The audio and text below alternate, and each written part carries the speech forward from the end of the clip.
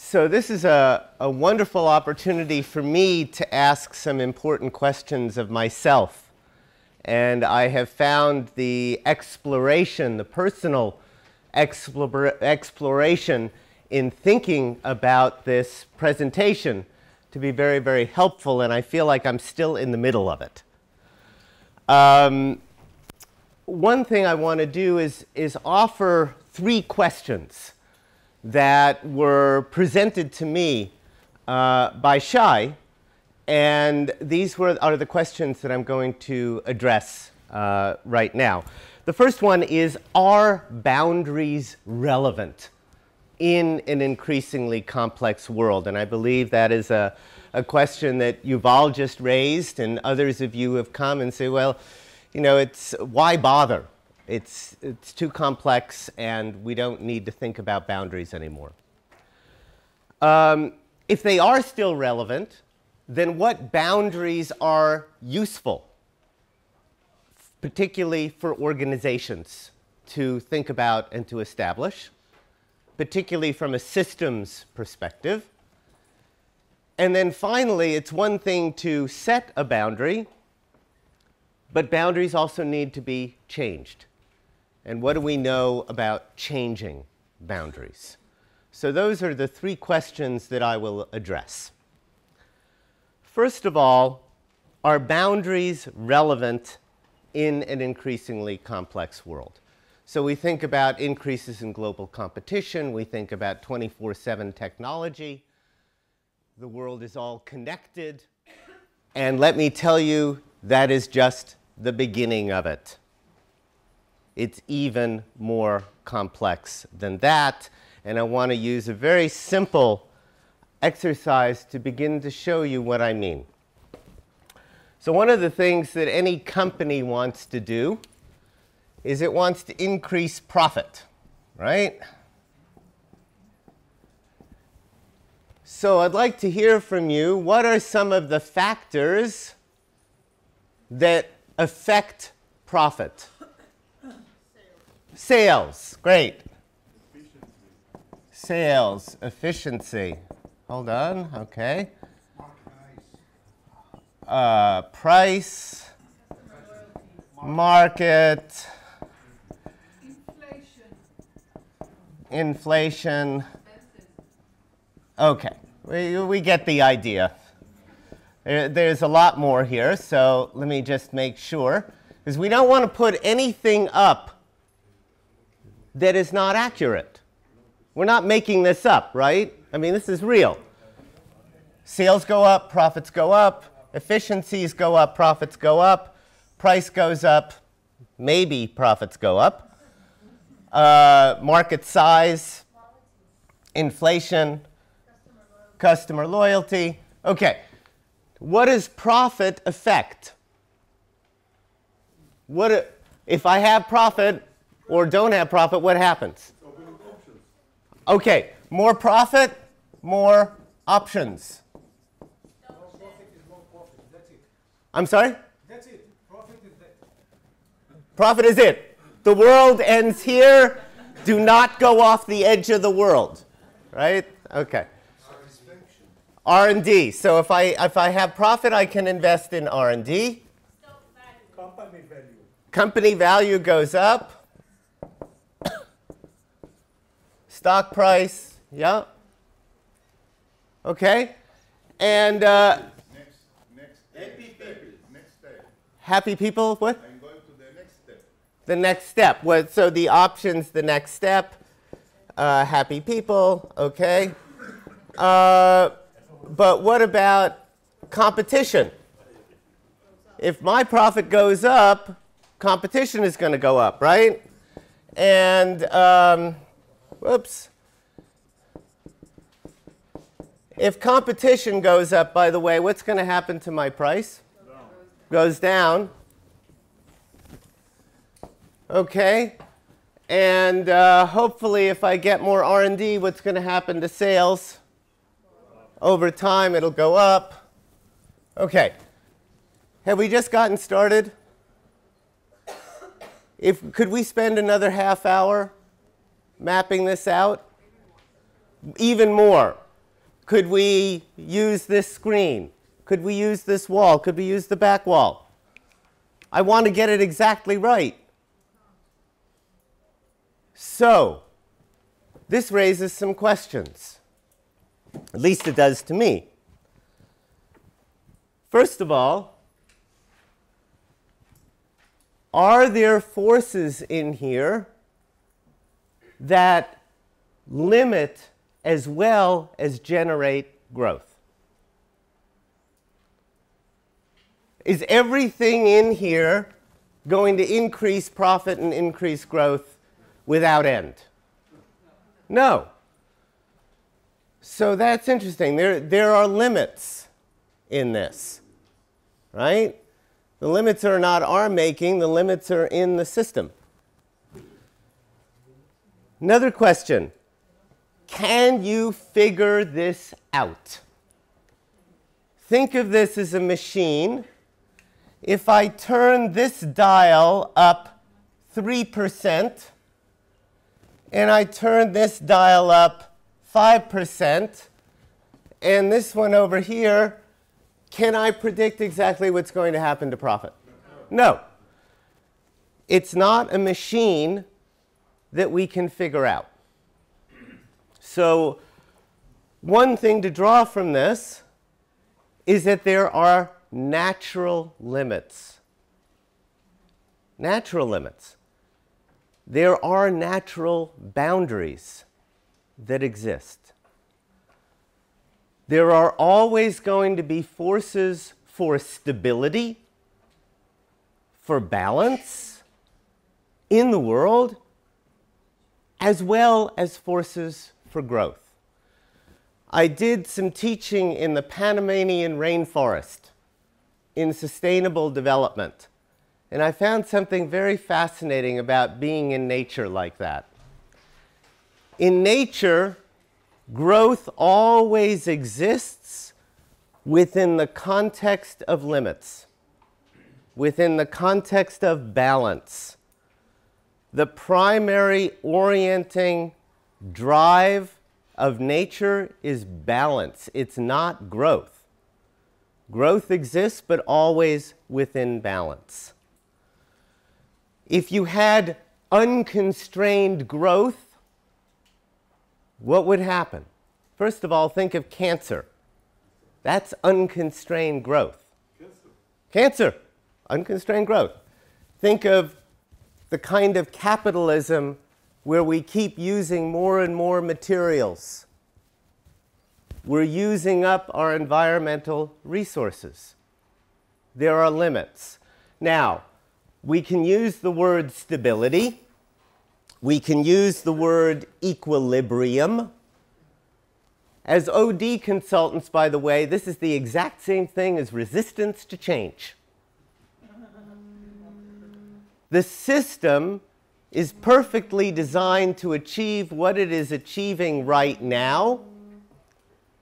It just happens to be that the goal of the system as it currently exists is not the same as the goal that somebody else wants it to be.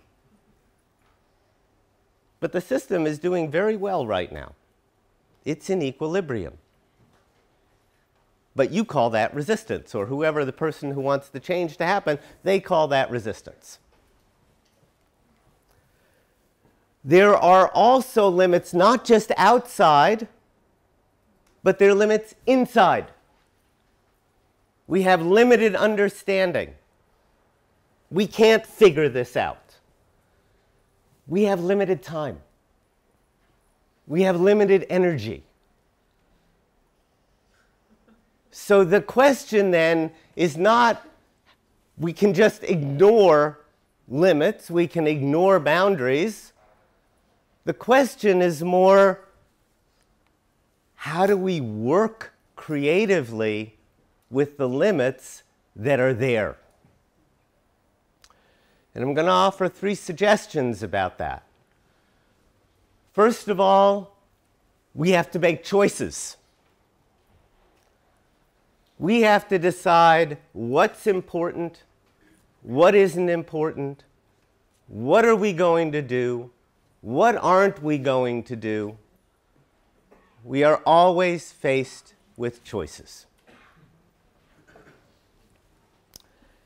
Secondly, when we do a systems analysis, we have to be careful what we're modeling. Because if, again, we extend this exercise, we just spent 5 minutes here. If we extend this exercise and then we turn around and say, well, let's model the system, you can't model a system. That's an interesting assumption. You can't model the system because the system's too complex.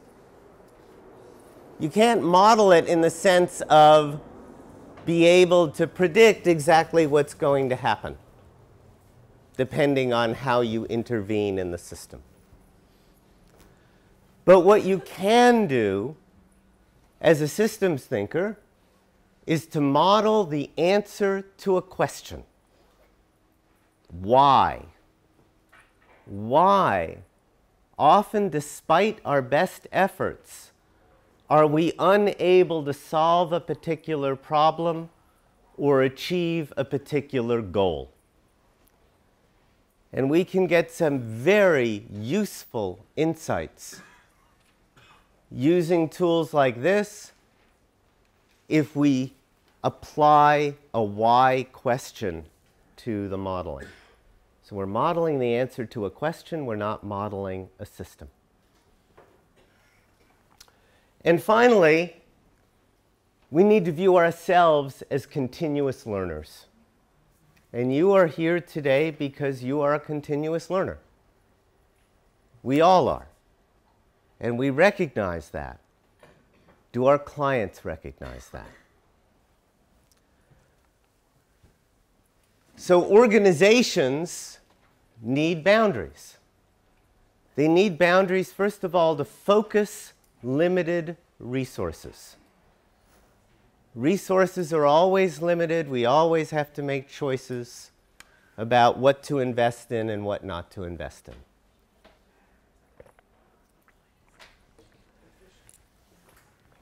And particularly, we have to be careful about the boundaries we choose as external pressures increase and as external opportunities increase. If the boundaries are too rigid, you will miss threats and you will miss opportunities. And I was thinking before I came here of companies called Kodak, Xerox, and Digital Equipment Corporation, among others, which failed to loosen their boundaries, to make their boundaries more flexible as the world changed around them. And then on the other side, if the boundaries, if the tendency is for when opportunities increase in the external environment, to spread oneself too thin, to try to do too many things, to dilute resources, which also really gets us into trouble. So the next question is then, what boundaries are important from a systems perspective? Now, you've heard a lot about boundaries and borders. Over the past day, you're going to hear more different angles on that. So I can't pretend to list all of the boundaries that are here that we encounter. But some of the most common ones from an organizational perspective are: what are our target market? What are our products and services? What are the systems we're going to use, the processes, the roles that people are going to play? I mean, we define all sorts of things. From a systems perspective, there are 3 important choices, at least, that organizations need to make. The most powerful one is the purpose of the organization. And this may not be new to many of you. Why do we exist? What are the goals of the organization, the metrics and the incentives that support the accomplishment of the purpose? And finally, what are our beliefs and assumptions or mental models? Which, as others have pointed out, what we think, these are mental constructs. These are boundaries we set within our heads about what we choose to see in the world around us. So let's look at these each a little bit in more detail. What do we know about purpose? Well, one, why it's so important is it shapes identity. It defines overall boundaries for the organization. A good purpose both ignites aspirations, it gets people excited about possibilities, and it also focuses people's energies so that they're not trying to do everything. It's long-term. And by long-term, it means it is not easily changed because of immediate threats or immediate opportunities. You can stay the course when things are easy and when things are hard. And finally, this comes from an old colleague of mine, 3 different ways to think about how purpose gets talked about and expressed. And she used the image of a tree and said that, hello, okay. Said the leaves of the tree or the fruits of the tree are like the vision. They're what comes out of the growth process, what we will see when the tree bears fruit. The trunk of the tree is like the mission. It directs people toward the accomplishment of the vision. It sets the boundaries within which the organization grows. And the roots of the tree are the values. And the values are timeless. And it relates to me very much to the conversation that some of you have been having about ethics. What is important about how we relate to people in our organization? What is important about how we relate to our customers, to our partners? What are our values? There was a very interesting study commissioned by Shell about 30 or 40 years ago, looking at companies around the world that existed for more than 100 years, of which, by the way, there are very few. The average lifespan of a company, at least in the United States, is 40 years. One of the 4 characteristics of companies that have been around for more than 100 years is they have very strong, clear values, sustainable values. So, a little bit on purpose, goals and metrics. The strategy is the fruit? No, not the strategy, the vision. No, the fruit. The fruit is the vision, not the strategy. That's something different. Strategy is how you get there, how you achieve the purpose. These are just saying 3 different ways in which you can talk about purpose, or the ways they get talked about in organizations. Okay. If I'm going too fast, thank you for raising a question. If I am going too fast, please let me know. So, goals and metrics, they ground the direction, they focus the motivation of people. The greatest challenge, I think, in establishing goals and metrics and incentives for an organization is to do it in such a way that you're optimizing the performance of the whole organization, not the performance of the parts. if you try to simply increase sales as high as it can go, or produce more and more product, that's not going to guarantee the success of the performance of the organization as a whole. Because in order to optimize the performance of a system, you have to optimize the relationships among the parts of the system, not optimize the individual parts of the system. And yet most incentive systems are set up in organizations to optimize the parts at the expense of the whole. I was just reading, very interestingly, about IDEO, the Ideas Innovation Company, where they reward people. It's not the only one, by the way, I'm sure. They reward people for helping each other across boundaries. Why do they do that? Because they know that ultimately everybody has to be focused on the performance of the whole, not just their own individual performance or the performance of their unit. Another factor to take into account here is to be able to transform a dynamic, a system dynamic called accidental adversaries, into productive partnerships. And what accidental adversaries is a dynamic, is a conflict that emerges between groups that should be able to benefit from their partnership.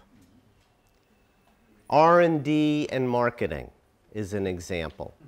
R&D should provide the products in advance that can be marketed, that provide investment for further R&D. But more often than not, R&D is arguing long-term, marketing's arguing short-term, and they're in conflict. Yes, ma'am.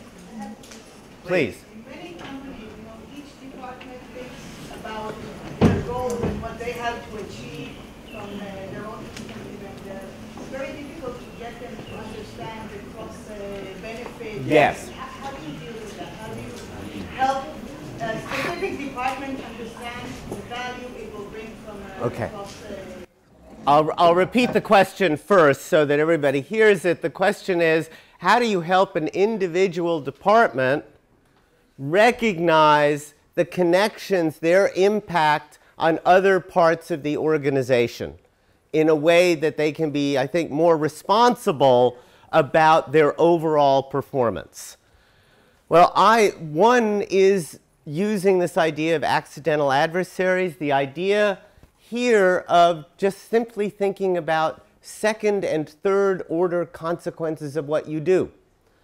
Because what often happens is what we do to improve our performance in the short run affects another department, undermines it, and you can create maps where people can see that how they impact another part of the organization makes their life harder. Not only that unit, but then that unit does something that makes your life harder later on. So these maps are very useful to show the interdependencies that people don't think about. It's also in seeing those interdependencies, it motivates each department to be more responsible for the whole. And the reason it motivates that responsibility is because they see that their actions are not just hurting what goes on in another part of the company, but what the other part of the company does in reaction to that is actually making their own life harder. And that happens all over the place. If accidental adversary sounds vague to you still, I refer you to the experience of marriage. Two partners come together, all that wonderful potential for partnership, and then over time, each one trying to take care of their own life, they do it in such a way that it actually creates pain and frustration for the partner. They didn't intend to hurt their partner.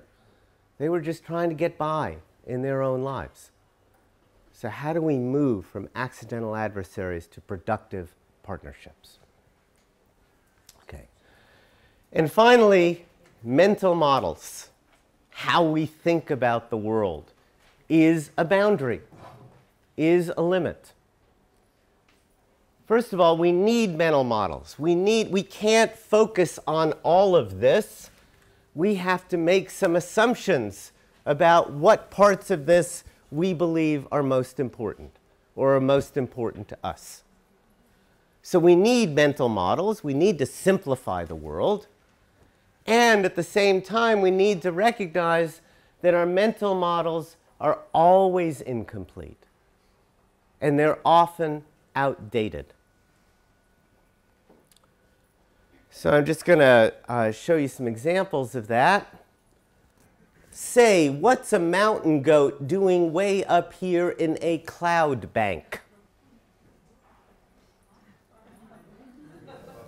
I don't know that I would want to be in that airplane, because I do not know of mountain goats in cloud banks. Right? Mental models from the past. Computers in the future may weigh no more than 1.5 tons. Popular Mechanics, March 1949.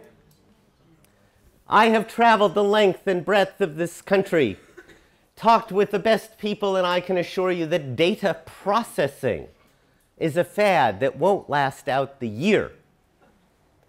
And that was, I believe, a Prentice Hall editor from 1957, business editor. There is no reason anyone would want a computer in their home.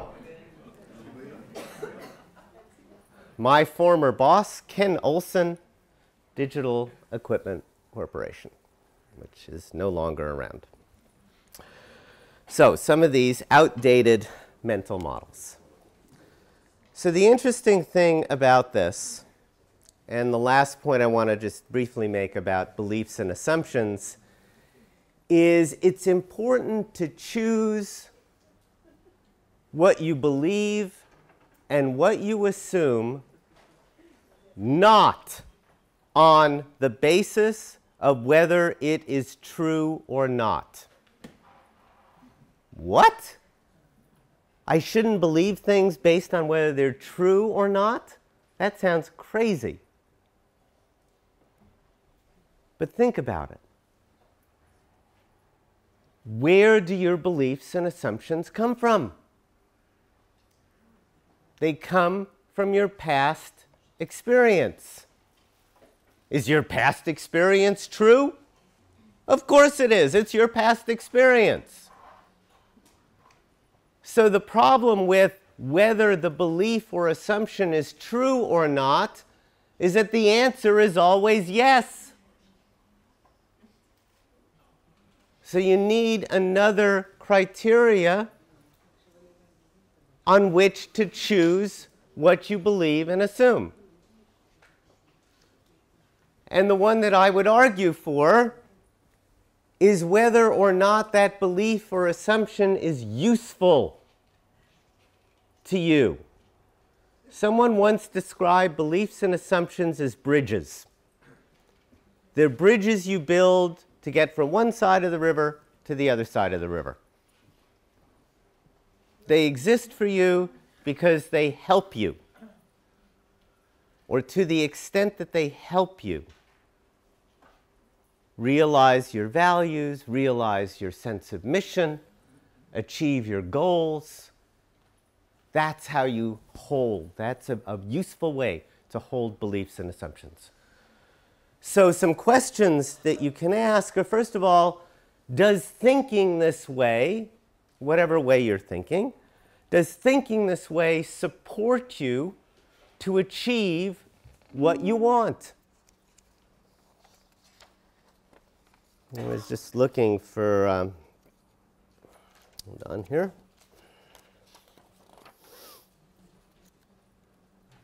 So for example, in 1953 until April 1953, no one believed that you could break a 4-minute mile in running. And then Rogers Bannister broke the 4-minute mile. Guess what happened to the belief that you can't break a 4-minute mile? It changed. Within the next 2 years, I think, or 3 years, 3 other people broke a 4-minute mile because it was no longer impossible. The belief changed. And the belief changed because it helped people run faster. If we're getting the results we want, if we're not getting the results we want, how do we need to adjust our thinking, not just our actions? How do we need to think differently? So digital equipment, when it started going downhill in the early 1990s, basically did not assume that the personal computer would be a viable product in the computing industry. And as a result of that constraint on their thinking, they missed a big market and eventually went out of business. So those are some, again, going back, beliefs and assumptions and purpose and goals and incentives and metrics are all very important choices, very important boundaries for organizations to establish.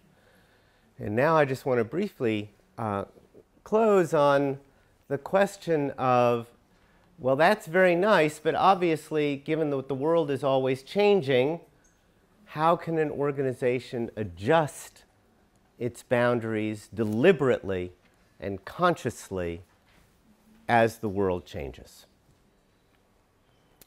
First of all, it's helpful to realize that some boundaries need to be more flexible than other boundaries. What changes very frequently, what needs to change very frequently, are products and services. Less frequently, but nonetheless still needs to be considered, is what's our brand, what are our core competencies as examples, and then all the way on the right, an example of something that really shouldn't change very much, if at all, which is our values. So for the ones that have to change, how do we change them? How do we help our clients change them? First of all, it helps to deepen insight. So we're expanding this box.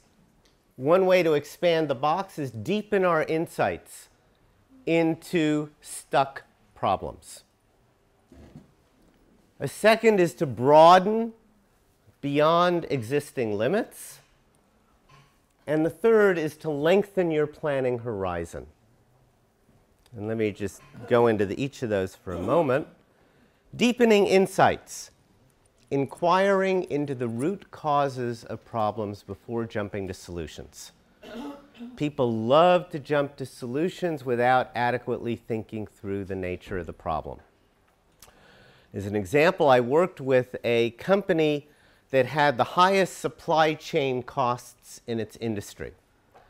And it was re-engineering 7 different business processes simultaneously, including the supply chain. That's a complicated thing to do. I'm not going to say complex, depending on the definition. Definitely complicated. Re-engineer 7 different business processes at the same time. They were particularly interested in the supply chain costs because their supply chain costs were so high. They put together a multidisciplinary team to look at why supply chain costs were so high. And what they discovered is that the reason that they were so high is because of the sales and marketing policies. And those policies were basically, there's profit pressure, there's not enough profit in the company. What can sales and marketing do to increase profit? It can increase the product portfolio. It can increase the variety of things that the company is offering. So it increased the variety of what the company was offering. That increased revenues. It reduced pressure on profits, but it also increased supply chain costs. And they didn't realize in their part of the company that what they were doing to improve sales and marketing and what they were accountable for was actually increasing the the pressure on profits because of the supply chain costs. I'm sorry, sir. Yes. I think that most of the people here are aware of the functional and dysfunctionals of mental models. I think that the organizational literature is very poor in theory and practical tools how to change mental models. Okay. And on the same time, I think the clinical research, mostly the CBT, give practical tools that we can borrow to the organizational psychology. There is a huge number of research and theories, mostly in the third wave of CBT, that just focus on the same problems. But our literature is very, very poor in answering the question how to change Right. mental models. Right. I think that's true. I think there are some processes that we can introduce to our clients to help them directly think about making that change. But you're right, it's one that is generally ignored. I agree with you. So, inquiring into root causes. It wouldn't make any sense to improve the supply chain in that company without addressing the size of the product portfolio that affected the costs. Surface and test mental models in a strong container. And I'll just briefly go to the next slide. These are some guidelines for building a strong container within which to challenge mental models. And I just want to particularly address the word container for a moment. The image that I like around a container is that you're cooking soup. You've got a nice big pot. In order for the ingredients to blend together into something that's tasteful, and from the individual ingredients, you need to be able to get the pot good and hot. And so these are some guidelines that allow the pot to get hot in order for those difficult conversations to take place and the mental models to soften and to blend. The third insight around deepening is that you have to deepen your intention.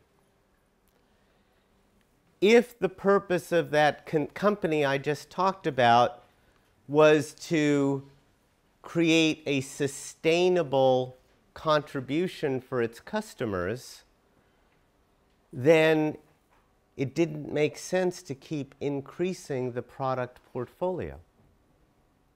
The reason that the product portfolio kept going up is because it increased short-term revenues. And one has to be very, very careful in an organization to distinguish that what I call espoused purpose, that ideal purpose that we want to accomplish, from what we're actually accomplishing right now. Because systems are always accomplishing something. It may just not be what people say they want the system to accomplish. Okay. Broadening boundaries, engaging a wider group of stakeholders, making sure you're not only talking to customers but to suppliers, you're talking to partners, you're extending to talk to people in the public sector, in the social sector, and so on. Learn how your actions impact stakeholders in both intended and unintended ways. One of the great laws of systems thinking is the law of unintended consequences. No matter what we want to do, we're also creating consequences that we don't want and that can hurt, if not ourselves, hurt other stakeholders in our system that ultimately come back and affect us. And finally, to broaden your boundaries, create slack resources. Now that sounds like a horrible term. Slack, waste, cost. But there's a reason to do this. One, have you ever been on a sports team in, let's say, a basketball team, you put 5 people on the court at one time. How many people are sitting on the bench? More than are on the court. So instead of talking about them as slack resources, why don't we think about them as bench strength? Increased flexibility, increased ability for people in one part of the organization to help people in another part of the organization. The word slack in English is a very negative word, but there are more positive ways of talking about having some resources that are not fully assigned at all times. And this is the famous blind men and the elephant cartoon. People familiar with this? Seeing different parts of the elephant. Okay. So this is about engaging different stakeholders, recognizing that each has a different view of the world or the elephant when they start. Okay.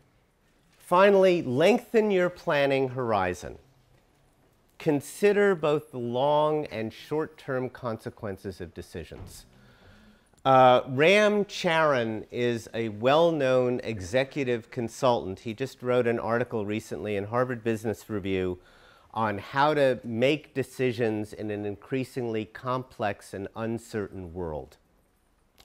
And one of his pieces of advice is to always think through the second and third order effects of your decisions.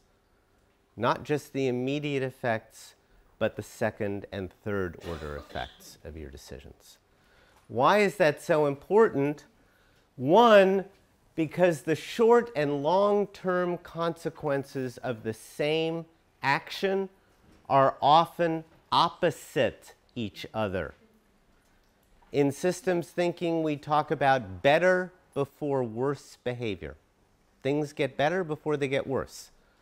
And sadly, the opposite is also true. Things often have to get worse before they get better. And if you don't think that's true and you're out of shape and you start exercising, you're not going to feel better. You're going to feel worse for a while before you feel better. Distinguish small successes from quick fixes. Organizations need small successes. We need small successes to feel like we have a chance of improving over a period of time. But small successes are not the same as quick fixes. Because small successes are designed within the context of a long-term strategy. Quick fixes are what you can just do today to fight and put out today's fire. And most of those quick fixes do not contribute to the organization in the long run. And finally, anticipate limits to growth and invest in them. Invest to prevent those limits from becoming a real problem. There are always limits to growth. Think about those limits. Okay. This is a quick fix. Okay. And this is a limit to growth.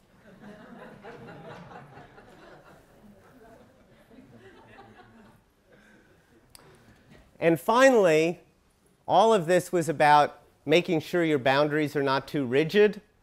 The other side of the coin is make sure your boundaries don't get too loose. And in order to do that, you have to be very careful of shifting priorities too quickly.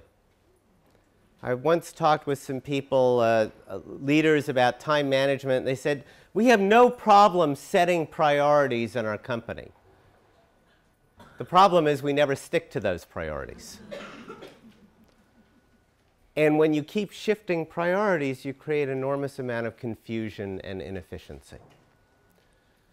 Balance workload with capacity. Most people are expected to do 2 to 4 times as much as they can do. And that creates real problems for an organization. And finally, choose new opportunities selectively. So, in summary, complexity demands that we respect and consciously create limits. 3 organizational boundaries from a systems perspective are purpose, goals, metrics, incentives, and beliefs and assumptions.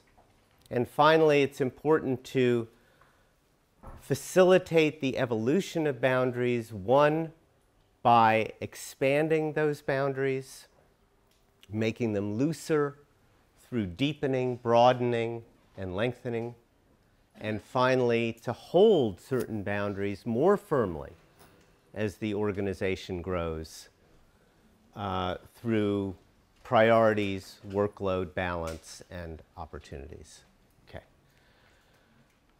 Just briefly, I'll be holding a workshop this afternoon in the slot between, I guess, 2:40 and 4:40 on is moving too fast slowing you down? How to prevent overload from undermining your organization's performance. So this is really about the last topic I mentioned, holding boundaries. And for those of you who are interested in systems thinking and how it relates to change management, specifically how it relates to change management, EPA will also be offering a workshop that I'll be giving in March. And I understand that is in your conference brochure. And here's my email address. I may have gone over, but thank you very, very much. I hope it's helpful.